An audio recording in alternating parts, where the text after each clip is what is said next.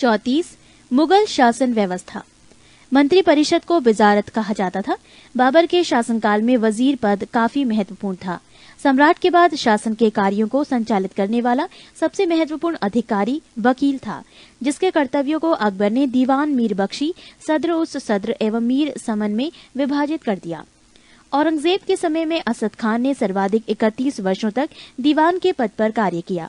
मीर बख्शी द्वारा सरखत नाम के पत्र पर हस्ताक्षर के बाद ही सेना को हर महीने वेतन मिल पाता था।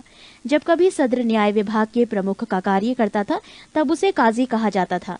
लगानहीन भूमि मददे माश का निरीक्षण सद्र करता था। सम्राट के घरेलू विभागों का प्रधान मीर समान कहलाता था। मुगल काल के प्रमुख अधिकारी एवं कार्य। पद सूबेदार।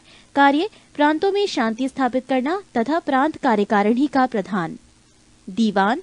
कार्य प्रांतीय राजस्व का प्रधान सीधे शाही दीवान के प्रति जवाबदेह है। बख्शी। कार्य प्रांतीय सैन्य प्रधान। फौजदार जिले का प्रधान फौजी अधिकारी। आमिल या अमलगुजार जिले का प्रमुख राजस्व अधिकारी। कोतवाल नगर प्रधान। शिकदार परगने का प्रमुख अधिकारी। आमिल ग्राम के कृषकों से प्रत्यक्ष संबंध बनाना एवं लगान निर्धारित करना। प्रश्न 56। सूचना एवं गुप्तचर विभाग का प्रधान दरोगाए डाक चौकी कहलाता था। शरीयत के प्रतिकूल कार्य करने वालों को रोकना, आम जनता के दुष्चरित्रता से बचाने का कार्य मुहतासिब नामक अधिकारी करता था। प्रशासन की दृष्टि से मुगल साम्राज्य का बंटवारा सूबों में, सूबों का सरकार में, सरकार का परगना या महाल में, महाल का जिला या दस्तूर में और दस्तूर ग्राम में बटे थे। प्रशासन की सबसे छोटी इकाई ग्राम थी, जिसे मावदा या दीह कहते थे। मावदा के अंतर्गत छोटी छोटी बस्तियों को नागला कहा जाता था। शाहजहां के शासनकाल में सरकार एवं परगना के मध्य चकला ग्राम की एक नई इकाई की स्थापना की गई थी। भूमिकर के विभाजन के आधार पर मुगल साम्राज्य की समस्त भूमि 3 वर्गों में विभाजित थी। 1 खालसा भूमि, प्रत्यक्ष रूप से बादशाह के नियंत्रण में। 2 जागीर भूमि, तनख्वाह के बदले दी जाने वाली भूमि। 3 सयूरगल या मददे माश, अनुदान में दी गई लगानहीन भूमि। इसे मिल्क भी कहा जाता था। शेरशाह द्वारा भूराजस्व हेतु अपनाई जाने वाली पद्धति राई का उपयोग अकबर ने भी किया था। अकबर के द्वारा करोड़ी नामक अधिकारी की नियुक्ति 1573 ईस्वी में की गई थी। इसे अपने क्षेत्र से 1 करोड़ दाम वसूल करना होता था। 1580 ईस्वी में अकबर ने दहसाला नाम की नवीन कर प्रणाली प्रारंभ की।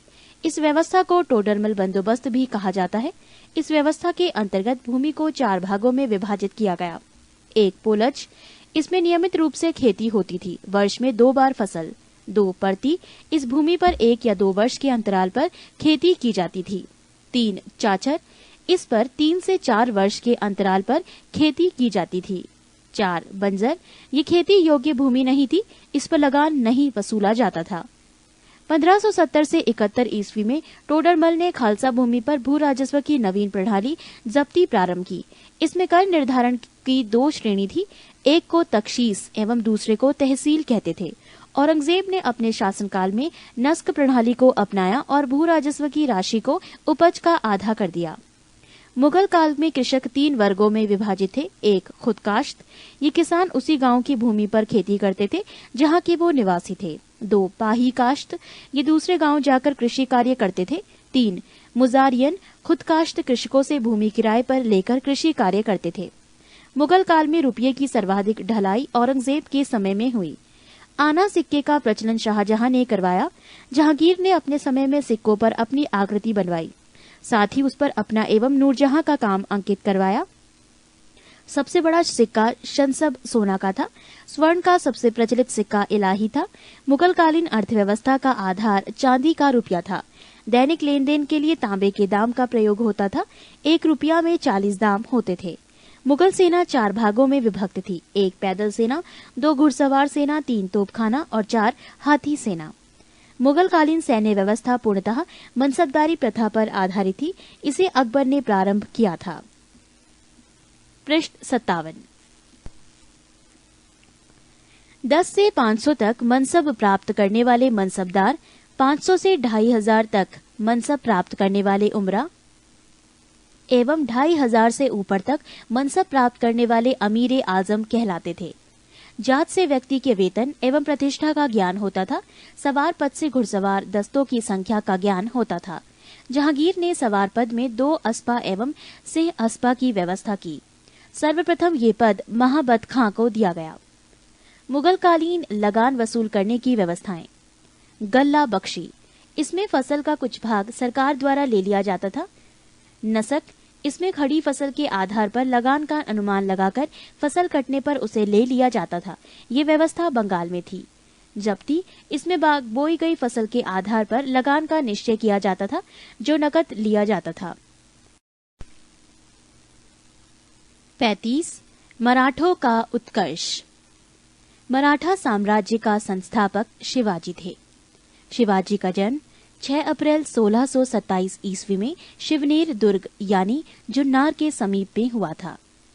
शिवाजी के पिता का नाम शाहजी भोसले एवं माता का नाम जीजाबाई था। शाहजी भोसले की दूसरी पत्नी का नाम तुकाबाई मोहिते था। शिवाजी के गुरु कोंडदेव थे। आध्यात्मिक क्षेत्र में शिवाजी के आचरण पर गुरु रामदास का काफी प्रभाव था। शिवाजी का विवाह साईबाई निम्बालकर से 1640 ईस्वी में हुआ। शाहजी ने शिवाजी को पूना की जागीर प्रदान कर स्वयं बीजापुर रियासत में नौकरी कर ली। अपने सैन्य अभियान के अंतर्गत 1644 ईस्वी में शिवाजी ने सर्वप्रथम बीजापुर के तोरण नामक पहाड़ी किले पर अधिकार किया। 1656 ईस्वी में शिवाजी ने रायगढ़ को अपनी राजधानी बनाया। बीजापुर के सुल्तान ने अपने योग्य सेनापति अफजल खां को सितंबर 1665 ईस्वी में शिवाजी को पराजित करने के लिए भेजा। शिवाजी ने अफजल खां की हत्या कर दी। शिवाजी ने सूरत को 1664 ईस्वी एवं 1679 ईस्वी में लूटा। पुरंदर की संधि 1665 ईस्वी में महाराजा जयसिंह एवं शिवाजी के मध्य संपन्न हुई। 1672 ईस्वी में शिवाजी ने पन्हाला दुर्ग को बीजापुर से छीना। 5 जून 1674 ईस्वी को शिवाजी ने रायगढ़ में वाराणसी काशी के प्रसिद्ध विद्वान श्री गंगा भट्ट द्वारा अपना राज्य अभिषेक करवाया। मूल रूप से गंगा भट्ट महाराष्ट्र का एक सम्मानित ब्राह्मण था, जो लंबे समय से वाराणसी में रह रहा था। शिवाजी को औरंगजेब ने मई 1666 ईस्वी में जयपुर भवन में कैद कर लिया, जहां से वो 16 अगस्त 1666 ईस्वी में भाग निकले। मात्र 53 वर्ष की आयु में 3 अप्रैल 1680 ईस्वी को शिवाजी की मृत्यु हो गई। महाराष्ट्र के प्रमुख संत। 1. ज्ञानदेव या ज्ञानेश्वर 1271 से 1296। महाराष्ट्र में भक्ति आंदोलन के जनक, मराठी भाषा और साहित्य के संस्थापक, भगवत गीता पर भवार्थ दीपिका नामक बृहत टीका लिखी, जिसे सामान्य रूप से ज्ञानेश्वरी के नाम से जाना जाता है। 2. नामदेव 1270 से 1350। इनके आराध्य देव पांढरपुर के विठोबा या विठल विष्णु के रूप थे। विठोबा या विठल की उपासना को बरकरी संप्रदाय के नाम से जाना जाता है, जिसकी स्थापना नामदेव ने की थी। 3. एकनाथ 1533 से 1599। इन्होंने रामायण पर भावार्थ रामायण नामक टीका लिखी। 4. तुकाराम 1598 से 1650। इन्होंने भक्तिपरक कविताएं लिखी, जिन्हें अम्भग कहा जाता है। ये अभंग भक्तिपरक काव्य के ज्योति पुंज हैं। 5. रामदास 1608 से 1681। महाराष्ट्र के अंतिम महान संत कवि। दशबोध उनकी रचनाओं और उपदेशों का संकलन है। पृष्ठ 58। शिवाजी के मंत्रिमंडल को अष्टप्रधान कहा जाता था। अष्टप्रधान में पेशवा का पद सर्वाधिक महत्वपूर्ण एवं सम्मान का होता था। अष्टप्रधान में निम्न पद थे। 1. पेशवा प्रधानमंत्री, राज्य का प्रशासन एवं अर्थव्यवस्था की देखरेख। 2. सरी ए नौबत सेनापति, सैन्य प्रधान। 3. अमात्य राजस्व मंत्री, आय व्यय का लेखा जोखा। 4. वाक्यानवीस सूचना गुप्तचर एवं संधि विग्रह के विभागों का अध्यक्ष। 5. चिटनिस, राजकीय पत्रों को पढ़कर उसकी भाषा शैली को देखना। 6. सुमंत, विदेश मंत्री। 7. पंडित राव, धार्मिक कार्यों के लिए तिथि का निर्धारण। 8. न्यायाधीश, न्याय विभाग का प्रधान। शिवाजी ने दरबार में मराठी को भाषा के रूप में प्रयोग किया। शिवाजी की सेना 3 महत्वपूर्ण भागों में विभक्त थी। 1. पागा सेना, नियमित घुड़सवार सैनिक। 2. सिहलदार, अस्थायी घुड़सवार सैनिक। 3. पैदल सेना। शिवाजी की कर व्यवस्था मलिक अंबर की कर व्यवस्था पर आधारित थी। शिवाजी ने रस्सी द्वारा माप की व्यवस्था के स्थान पर काठी एवं मानक छड़ी के प्रयोग को आरंभ किया। शिवाजी के समय कुल उपज का 33% भाग राजस्व के रूप में वसूला जाता था, जो बढ़कर 40% हो गया था। चौथ एवं सरदेश मुखी नामक कर शिवाजी के द्वारा लगाया गया। चौथ किसी एक क्षेत्र को बर्बाद न करने के बदले दी जाने वाली रकम को कहा गया है। सरदेश मुखी इसके हक का दावा करके शिवाजी स्वयं को सर्वश्रेष्ठ देशमुख प्रस्तुत करना चाहते थे। शिवाजी ने किले की सुरक्षा के लिए नियुक्त अधिकारी, हवलदार, किले की आंतरिक व्यवस्था की देखरेख, सरैनोबत, किले की सेना का नेतृत्व, सवनिस, किले की अर्थव्यवस्था, पत्र व्यवहार एवं भंडार की देखरेख। शिवाजी के उत्तराधिकारी। शिवाजी का उत्तराधिकारी संभाजी था। संभाजी ने उज्जैन के हिंदी एवं संस्कृत के प्रकांड विद्वान कवि कलश को अपना सलाहकार नियुक्त किया। मार्च 1689 ईस्वी को मुगल सेनापति मरखरब खां ने संगमेश्वर में छिपे हुए संभाजी एवं कवि कलश को गिरफ्तार कर लिया और उसकी हत्या कर दी। संभाजी के बाद 1689 ईस्वी में राजाराम को नए छत्रपति के रूप में राज्य अभिषेक किया गया। राजाराम ने अपनी दूसरी राजधानी सतारा को बनाया। राजाराम मुगलों से संघर्ष करता हुआ 1700 ईस्वी में मारा गया। राजाराम की मृत्यु के बाद उसकी विधवा पत्नी ताराबाई अपने 4 वर्षीय पुत्र शिवाजी द्वितीय का राज्याभिषेक करवाकर मराठा साम्राज्य की वास्तविक संरक्षिका बन गई। 1707 ईस्वी में औरंगजेब की मृत्यु के बाद संभाजी के पुत्र साहू, जो औरंगजेब के कब्जे में थे, भोपाल के निकट के मुगल शिविर से वापस महाराष्ट्र आया। साहू एवं ताराबाई के बीच 1707 ईस्वी में खेड़ा का युद्ध हुआ, जिसमें साहू विजयी हुआ। साहू ने 22 जनवरी 1708 ईस्वी को सतारा में अपना राज्य अभिषेक करवाया। साहू के नेतृत्व में नवीन मराठा साम्राज्यवाद के प्रवर्तक पेशवा लोग थे, जो साहू के पैतृक प्रधानमंत्री थे। पेशवा पद पहले पेशवा के साथ ही वंशानुगत हो गया था। 1713 ईस्वी में साहू ने बालाजी विश्वनाथ को पेशवा बनाया। इनकी मृत्यु 1720 ईस्वी में हुई। इसके बाद पेशवा बाजीराव प्रथम हुए। पृष्ठ 59।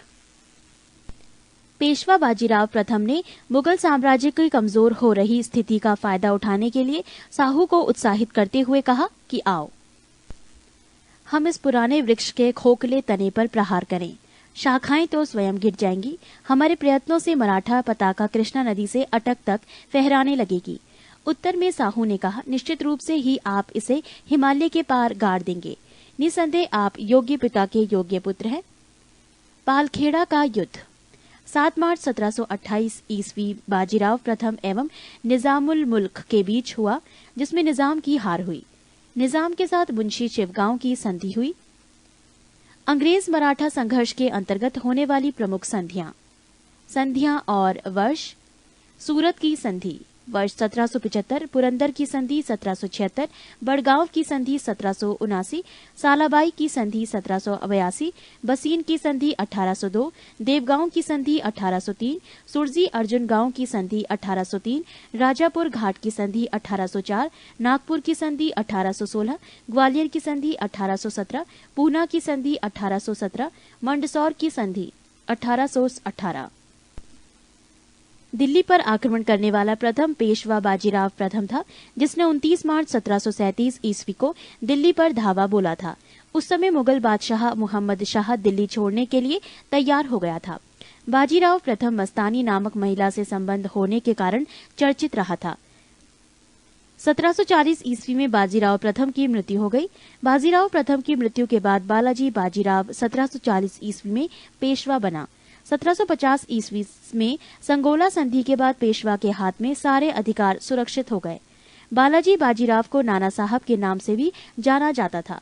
झलकी की संधि हैदराबाद के निजाम एवं बालाजी बाजीराव के मध्य हुई। बालाजी बाजीराव के समय में ही पानीपत का तृतीय युद्ध 14 जनवरी 1761 को हुआ, जिसमें मराठों की हार हुई। इस हार को नहीं सह पाने के कारण बालाजी की मृत्यु 1761 ईस्वी में हो गई। माधवराव नारायण प्रथम 1761 ईस्वी में पेशवा बना। इसने मराठों की खोई हुई प्रतिष्ठा को पुनः प्राप्त करने का प्रयास किया। माधवराव ने ईस्ट इंडिया कंपनी की पेंशन पर रह रहे मुगल बादशाह शाह आलम द्वितीय को पुनः दिल्ली की गद्दी पर बैठाया। मुगल बादशाह अब मराठों का पेंशन भोगी बन गया। पेशवा नारायण राव 1772 से 73 की हत्या उसके चाचा रघुनाथ राव के द्वारा की गई। पेशवा माधवराव नारायण द्वितीय की अल्पायु के कारण मराठा राज्य की देखरेख 12 बाई थे सभा नाम की 12 सदस्यों की एक परिषद करती थी।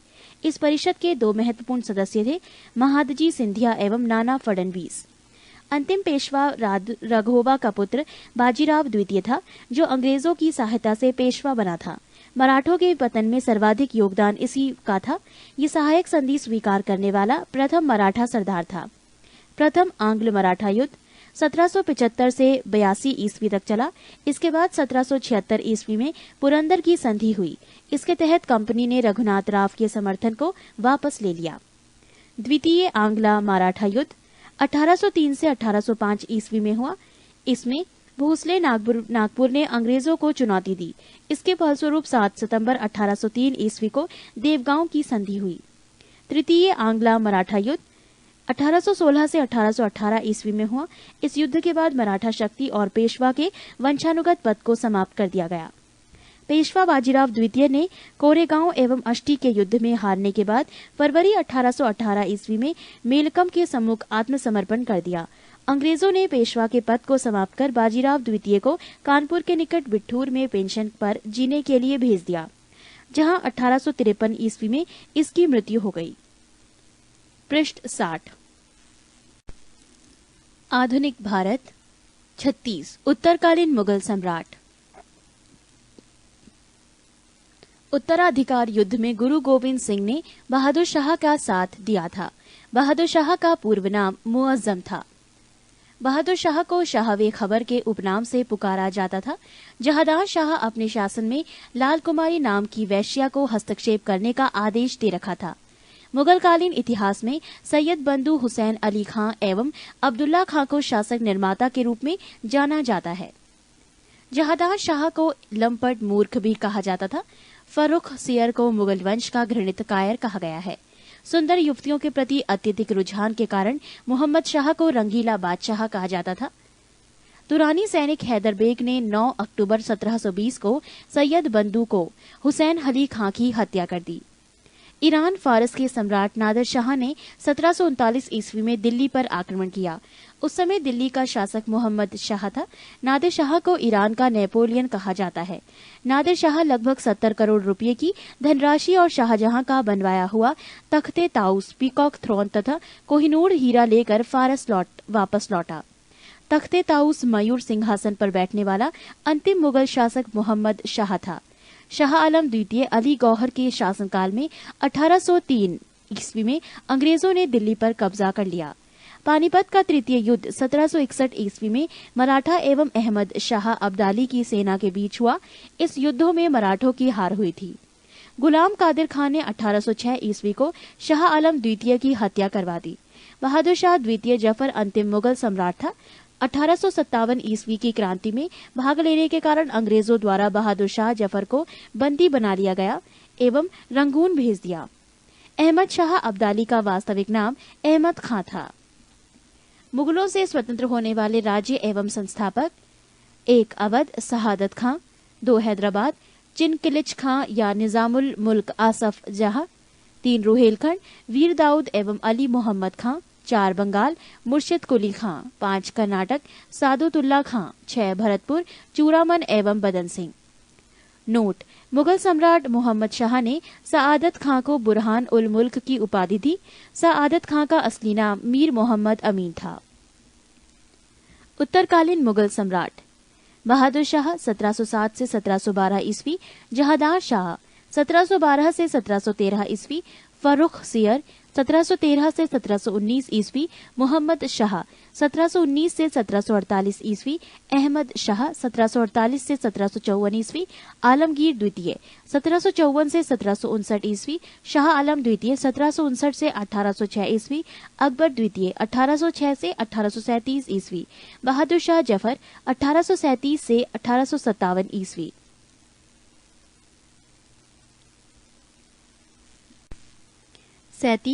भारत में यूरोपीय व्यापारिक कंपनियों का आगमन। 17 मई 1498 ईस्वी में वास्को डिगामा ने भारत के पश्चिमी तट पर स्थित कालीकट बंदरगाह पहुंचकर भारत एवं यूरोप के बीच नए समुद्री मार्ग की खोज की। 1505 ईस्वी में फ्रांसिस्को दी अल्मेडा भारत में प्रथम पुर्तगाली वाइसराय बनकर आया। 1509 ईस्वी में अल्फांसो दी अल्बुकर्क भारत में पुर्तगालियों का वाइसराय बना। अल्बुकर्क ने 1510 ईस्वी में बीजापुर के यूसुफ आदिल शाह से गोवा को जीता। पुर्तगालियों ने अपनी पहली व्यापारिक कोठी कोचीन में खोली। पृष्ठ 61। 1596 ईस्वी में भारत आने वाला प्रथम डच नागरिक था कार्नेलिस डहस्तमान। डचों का भारत में अंतिम रूप से पतन 1759 ईस्वी को अंग्रेजों एवं डचों के मध्य हुए वेदरा युद्ध से हुआ। 31 दिसंबर 1600 ईस्वी को इंग्लैंड की रानी एलिजाबेथ प्रथम ने ईस्ट इंडिया कंपनी को अधिकार पत्र प्रदान किया। प्रारंभ में ईस्ट इंडिया कंपनी में 217 साझीदार थे और पहला गवर्नर टॉमस स्मिथ था। मुगल दरबार में जाने वाला प्रथम अंग्रेज कैप्टन हॉकिंस था, जो जेम्स प्रथम के राजदूत के रूप में 1609 ईस्वी में जहांगीर के दरबार में गया था। 1615 ईस्वी में सम्राट जेम्स प्रथम ने सर टॉमस रो को अपना राजदूत बनाकर मुगल सम्राट जहांगीर के दरबार में भेजा। अंग्रेजों की प्रथम व्यापारिक कोठी फैक्ट्री सूरत में 1608 ईस्वी में खोली गई। 1611 ईस्वी में दक्षिण पूर्व समुद्र तट पर सर्वप्रथम अंग्रेजों ने मुसलीपट्टम में व्यापारिक कोठी की स्थापना की। कंपनी और स्थापना वर्ष। पुर्तगाली ईस्ट इंडिया कंपनी 1498 ईस्वी, अंग्रेजी ईस्ट इंडिया कंपनी 1600 ईस्वी, डच ईस्ट इंडिया कंपनी 1602 ईस्वी, डैनिश ईस्ट इंडिया कंपनी 1616 ईस्वी, फ्रांसीसी ईस्ट इंडिया कंपनी 1664 ईस्वी, स्वीडिश ईस्ट इंडिया कंपनी 1731 ईस्वी। 1668 ईस्वी में इंग्लैंड के सम्राट चार्ल्स द्वितीय का विवाह पुर्तगाल की राजकुमारी कैथरीन से होने के कारण चार्ल्स को दहेज के रूप में बंबई प्रांत हुआ था, जिसे उन्होंने 10 पाउंड के वार्षिक किराए पर ईस्ट इंडिया कंपनी को दे दिया। 1698 ईस्वी में अंग्रेजी ईस्ट इंडिया कंपनी ने 3 गांव सुतानुती, कालीघाट एवं गोविंदपुर की जमींदारी 1200 रुपये भुगतान कर प्राप्त की और यहां पर फोर्ट विलियम का निर्माण किया। कालांतर में यही कलकत्ता कोलकाता नगर कहलाया, जिसकी नींव जॉर्ज चारनॉक ने रखी। भारत में फ्रांसीसियों की प्रथम कोठी फैंको कैरों के द्वारा सूरत में 1668 ईस्वी में स्थापित की गई। 1674 ईस्वी में फ्रांसिस मार्टिन ने पौंडीचेरी की स्थापना की। प्रथम कर्नाटक युद्ध 1746 से 48 ईस्वी में ऑस्ट्रिया के उत्तराधिकार युद्ध से प्रभावित था। 1748 ईस्वी में एला शापल की संधि के द्वारा ऑस्ट्रिया का उत्तराधिकार युद्ध समाप्त हो गया और इसी संधि के तहत प्रथम कर्नाटक युद्ध समाप्त हुआ। दूसरा कर्नाटक युद्ध 1749 से 1754 ईस्वी में हुआ। इस युद्ध में फ्रांसीसी गवर्नर डुप्ले की हार हुई, उसे वापस बुला लिया गया और उसकी जगह पर गोडेहू को भारत में अगला फ्रांसीसी गवर्नर बनाया गया। पौंडीचेरी की संधि जनवरी 1755 ईस्वी के साथ युद्ध विराम हुआ। कर्नाटक का तीसरा युद्ध 1756 से 1763 ईस्वी के बीच हुआ, जो 1756 ईस्वी में शुरू हुए सप्तवर्षीय युद्ध का एक अंश था। पेरिस की संधि होने पर यह युद्ध समाप्त हुआ। 1760 ईस्वी में अंग्रेजी सेना ने सर आयरकूट के नेतृत्व में वांडीवाश की लड़ाई में फ्रांसीसियों को बुरी तरह हराया। 1761 ईस्वी में अंग्रेजों ने पौंडीचेरी को फ्रांसीसियों से छीन लिया। 1763 ईस्वी में हुई पेरिस संधि के द्वारा अंग्रेजों ने चंद्रनगर को छोड़कर शेष अन्य प्रदेशों को लौटा दिया, जो 1749 ईस्वी तक फ्रांसीसी कब्जे में थे। ये प्रदेश भारत की आजादी तक फ्रांसीसियों के कब्जे में रहे। पृष्ठ 62।